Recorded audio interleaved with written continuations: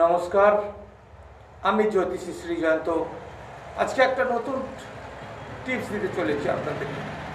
টিপসটা হচ্ছে স্বামী ও স্ত্রীর মধ্যে অশান্তি।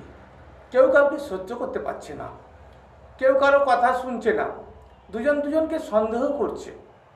তাহলে ভাত খাওয়ার সময় একটি মন্ত্র, যখন আপনি ভাতের খামলটা তুলবেন, ওম বসমনায় ক্লিং ফট নম, এই মন্ত্রটা বলে আপনি মুখে দিয়ে খেয়ে নেবেন।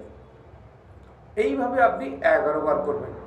স্বামী যদি করেন ওম বসমনায় ক্লিং ফট নম, তারপর নামটা নেবেন, স্ত্রীর নামটা নেবেন।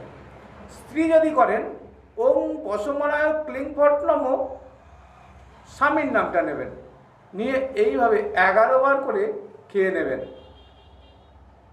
দেখুন, আপনার স্বামী স্ত্রীর বশে থাকবে, স্ত্রী স্বামীর বশে থাকবে। উপকার পেলে একটা লাইক, কমেন্ট, শেয়ার করতে ভুলবেন না।